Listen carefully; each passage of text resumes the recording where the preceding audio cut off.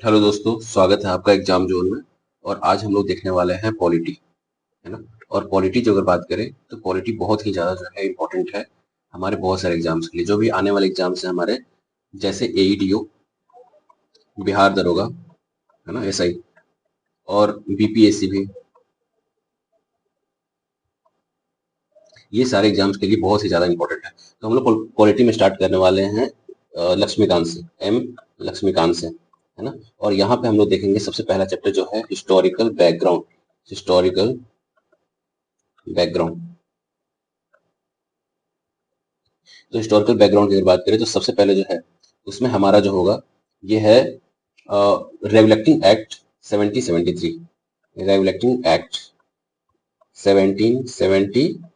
देखो एक्चुअली क्या था ना कि जब ब्रिटिशर्स आए थे, एक्चुअली ब्रिटिशर्स जो है वो 1600 में आ गए थे, है ना। और इनको मिला था एलिजाबेथ जो वन है, एलिजाबेथ जो है वन, इन्होंने चार्टर राइट दिया था। और चार्टर राइट दिया था कि इनके पास एक्सक्लूसिव राइट था, एक्सक्लूसिव राइट था कि ये इंडिया में आके ट्रेड कर सकते हैं, है ना। और ये ट्रेड कर रहे थे तो पहला फैक्ट्री जो इन्होंने स्टैब्लिश किया था 1608 में स्टार्ट किया था, ठीक है।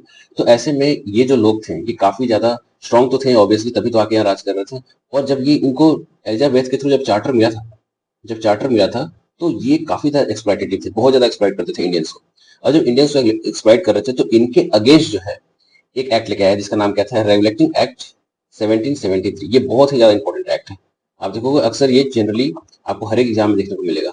और थोड़ा सा इससे पहले एक और चीज आपको बता दें कि देखो एक्ट जो था ना, अगर हिस्टोरिकल बैकग्राउंड की बात करें तो इसमें दो तरीके से हुआ, एक बार हुआ कंपनी का रूल और दूसरा हुआ क्राउन रूल।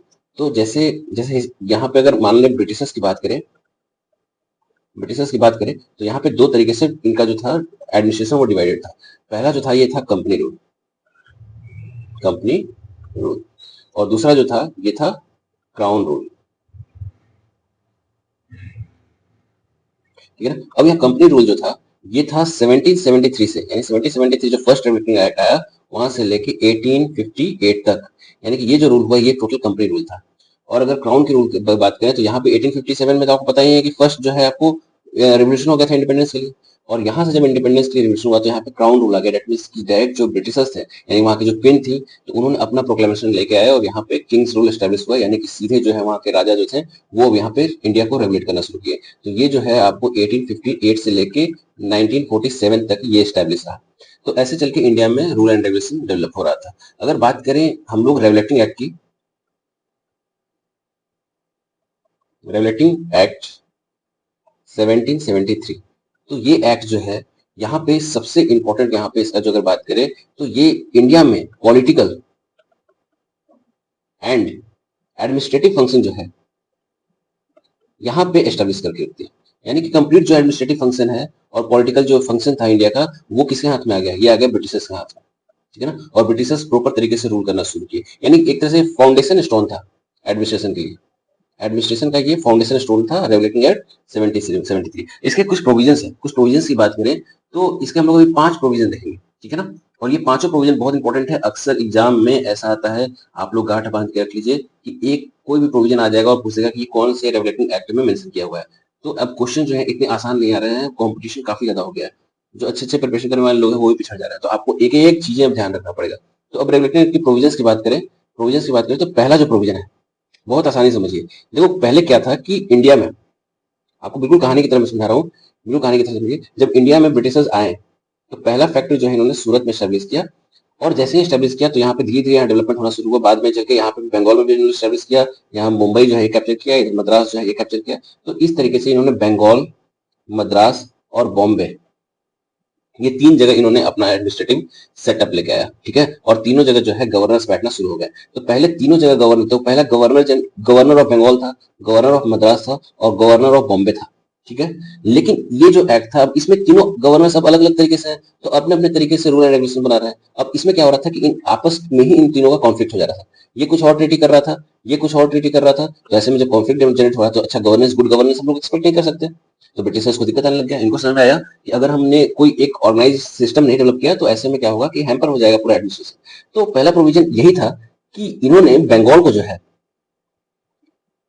जो है बिल्कुल सेंट्रलाइज सिस्टम बनाया, मतलब इसको हेड ऑफ द यहाँ स्टेट बना दिया। यानी कि जो यहाँ बंगाल का गवर्नर था उसको चेंज करके गवर्नर जनरल बना दिया।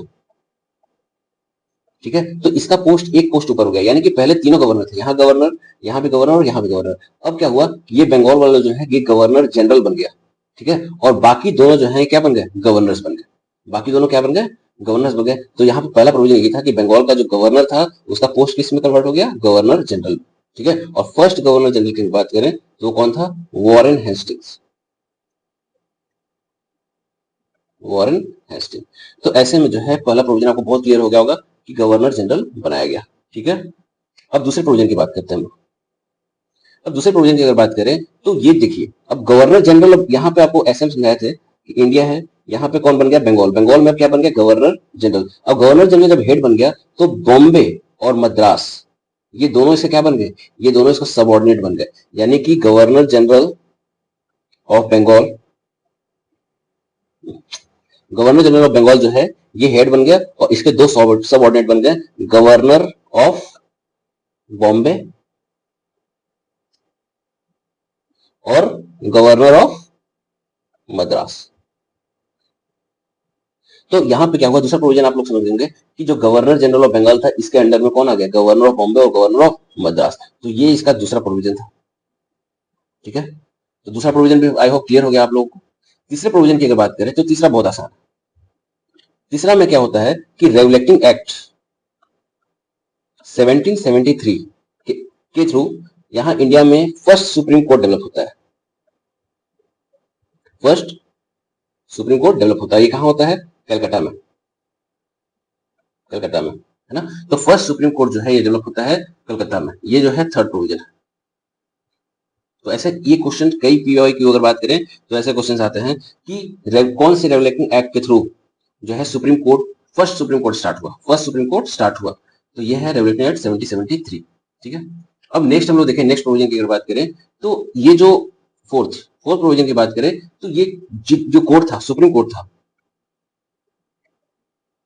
ये काफी स्ट्रिक्ट था, जो कि जो यहाँ के कंपनी के सर्वेंट थे, कंपनी सर्वेंट जो थे, अभी कंपनी सर्वेंट क्या कर रहे थे कि कंपनी तो अपना जो है, कंपनी अपना जो है वो ट्रेड तो कर ही रही थी, ट्रेड कर रही थी, लेकिन ये जो लोग थे, ये आपके जो सर्वेंट्स थे, ये क्या कर रहे थे कि अपना प्राइवेट ट्रेड करना शुरू कर रहे थे।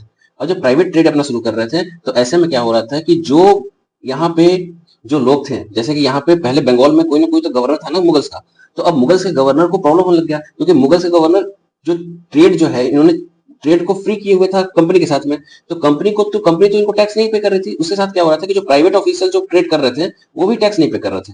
तो ऐसे में वहां के जो मुगल गवर्नर थे उनको प्रॉब्लम हो रहा था, है ना, तो मुगल गवर्नर्स को प्रॉब्लम हो रहा था। तो ऐसे में क्या होता है, इन पे रेगुलेट किया जाता है, और जितने भी प्राइवेट ट्रेड करने वाले सिविल सर्वेंट थे, कंपनी के जो ऑफिसर थे, उन पर रोक लगा दिया जाता है।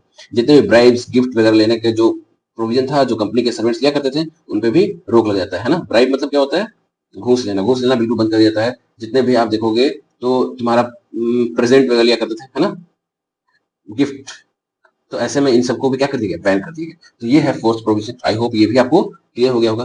और फिफ्थ प्रोविजन की बात करें तो फिफ्थ प्रोविजन की बात करें तो ये देखिए, यहाँ पे सिंपल है कि जो यहाँ पे बनाया गया, एक नया इंस्टीट्यूशन बनाया गया जिसका नाम था कोर्ट ऑफ डायरेक्टर्स। अब कोर्ट ऑफ डायरेक्टर्स क्या करते थे कि जितने भी सिविल रेवेन्यू और मिलिट्री अफेयर्स थे,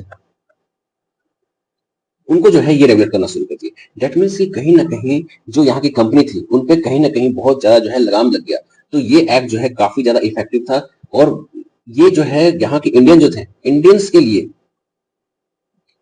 as a positive connotation consider किया, मतलब क्योंकि ये पॉजिटिव था, है ना, इंडियंस के सेफगार्ड के लिए एक्ट था। लेकिन ब्रिटिशर्स के लिए क्या था, ब्रिटिशर्स के लिए ये नेगेटिव था, क्योंकि इन पर रेगुलेट किया जा रहा था।